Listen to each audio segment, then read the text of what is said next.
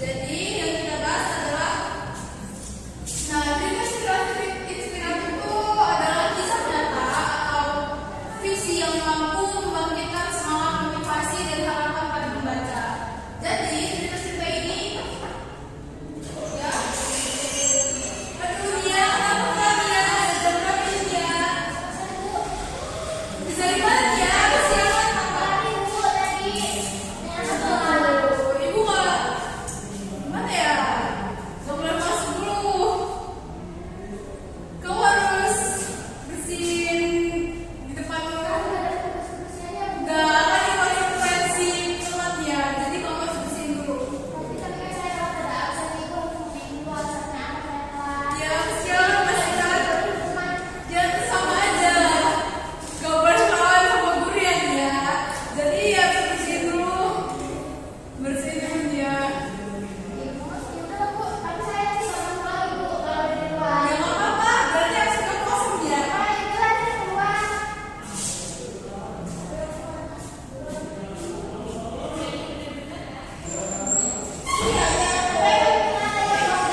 Jauhin dia sendiri.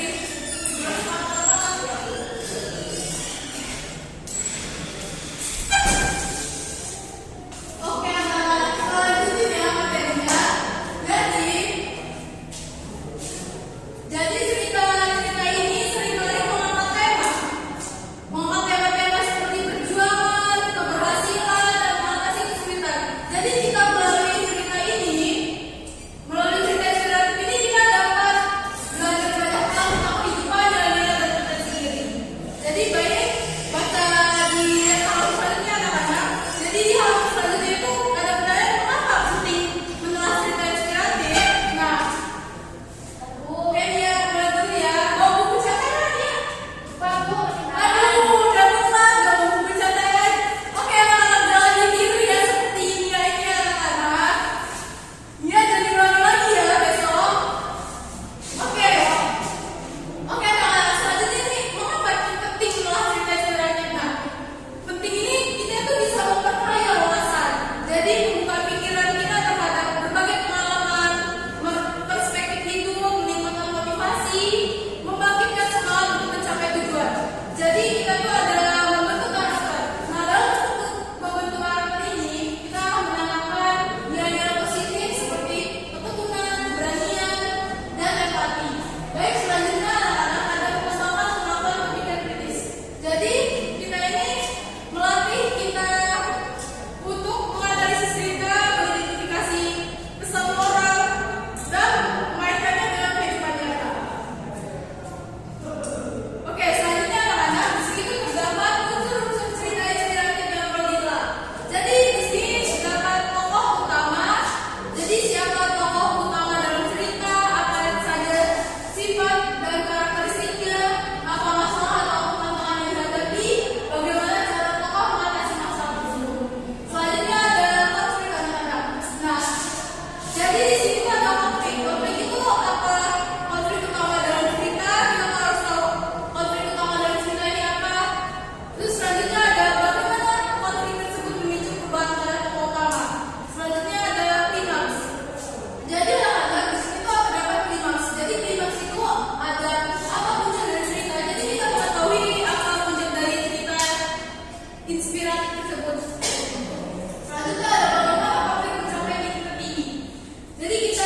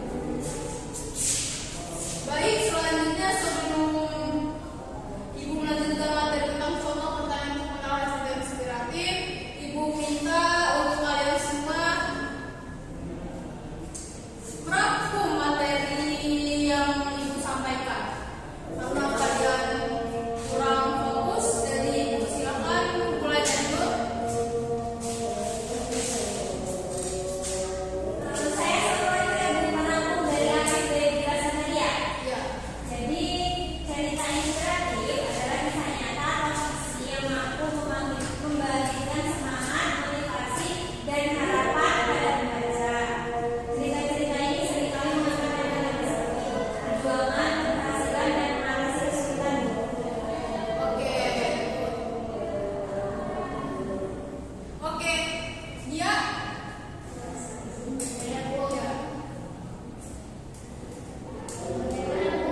selanjutnya. Mengapa penting itu ya, Bu? Jadi mengapa penting kenalan dan sudah pikirnya yang membutuhkannya itu karena berbagai alasan.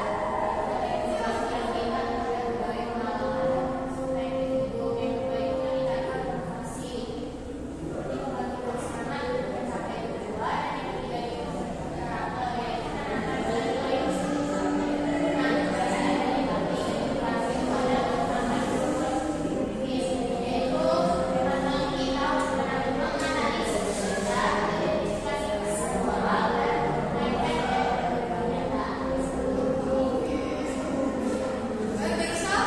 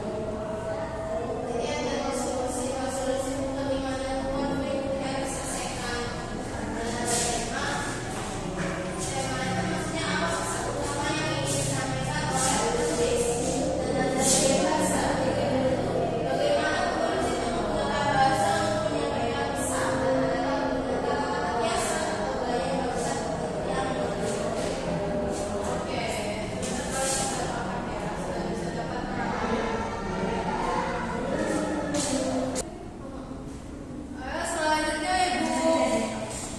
Nanti Ibu menjelaskan materi tentang contoh pertanyaan untuk menelaah cerita inspirasi. Jadi di sini ada contohnya anak-anak yang ada apa yang membuat cerita ini menginspirasi Anda, sifat apa yang Anda kagumi dari tokoh utama, bagaimana Anda akan mengatasi masalah yang sama seperti yang dihadapi tokoh utama, apakah ada tips yang berharga yang Anda dapatkan. Musik ya anak-anak, tolong diperhatiin apa yang dijelasin. Aku itu masuk. Jadi kalian harus musik, dengarkan apa yang disampaikan. Nah, selanjutnya ada materi tentang bagaimana cerita yang dapat diterapkan dalam kehidupan sehari-hari. Nah, selanjutnya ini materi yang terakhir. Dia jangan kayak gitu ya, dia mau jelasin aja. Bangun ya dia, tolong musik ya anak-anak semua ya. Nah, selanjutnya ini ada aktivitas menarik. Jadi, menulis surat cerita, ubah sudut pandang cerita, atau buat akhir cerita yang berbeda. Selanjutnya ada membuat komik. Nah, komik ini kita harus visualisasikan cerita dalam bentuk komik, membuat presentasi cerita kepada teman-teman atau kelas. Selanjutnya ada menulis jurnal refleksi. Jadi anak-anak, kita tuh harus bisa pendapat dan perasaan Anda setelah membaca cerita. Oke, selanjutnya setelah Ibu menjelaskan, Ibu kasih tugas dan kalian kerjakan ya.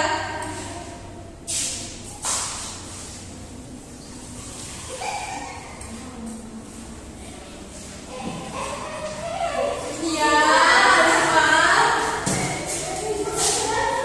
Ya benar ya, kerjain ya. Ditulis dong. Harus kerjain sendiri dong. Kan udah perhatikan aku. Ya, perhatiin ya. Nggak boleh dong. Tolong dikerjain ya.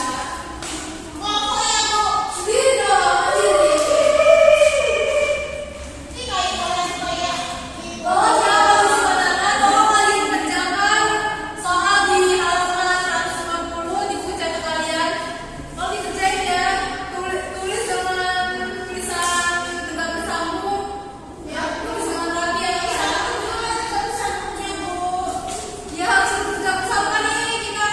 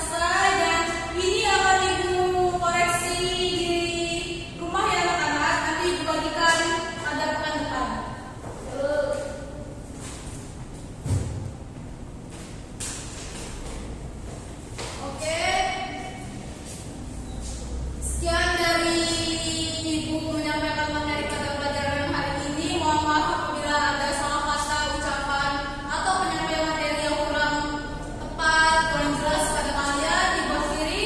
Wassalamualaikum warahmatullahi wabarakatuh. Terima kasih anak-anak. Sampai jumpa. Goodbye.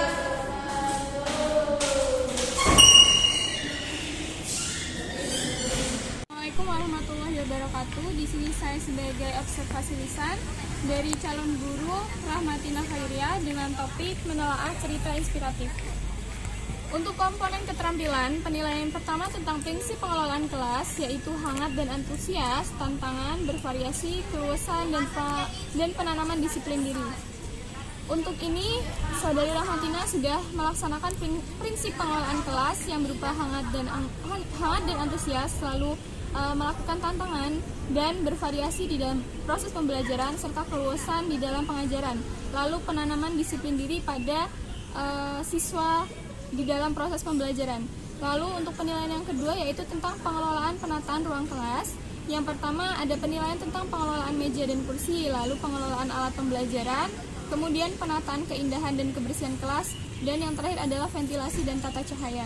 Untuk pengelolaan penataan ruang kelas, Saudari Rahmatina belum sepenuhnya melakukan pengelolaan penataan ruang kelas dengan baik. Di antaranya belum melakukan pengelolaan meja dan kursi, belum melakukan pengelolaan keindahan dan juga kebersihan kelas atau penataan keindahan dan kebersihan kelas, dan belum mengelola bagian ventilasi dan tata cahaya. Lalu pada penilaian ketiga yaitu tindak pengelolaan kelas, yang pertama ada preventif tentang sikap tanggap perhatian, keterlibatan, dan lain-lain.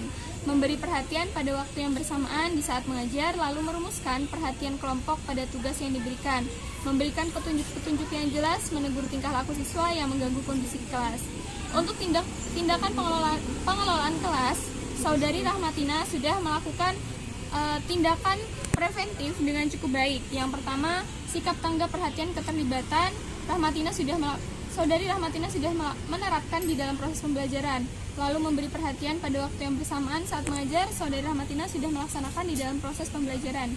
Kemudian, merumuskan perhatian kelompok pada tugas yang diberikan, Saudari Rahmatina sudah melakukan di dalam proses pembelajaran. Kemudian memberikan petunjuk-petunjuk yang jelas, Saudari Rahmatina sudah melakukan di dalam proses pembelajaran. Kemudian menegur tingkah laku siswa yang mengganggu kondisi kelas, Saudari Rahmatina sudah melakukan di dalam proses pembelajaran. Lalu untuk penilaian berikutnya adalah tentang represif, yaitu perubahan tingkah laku, menimbulkan dan memecahkan tingkah laku yang terdapat masalah.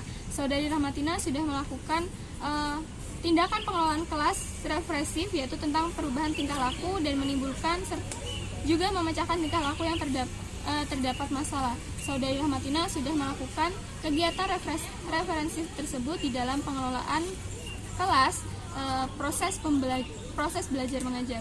Mungkin itu saja yang dapat saya sampaikan. Saya akhiri. Wassalamualaikum warahmatullahi wabarakatuh.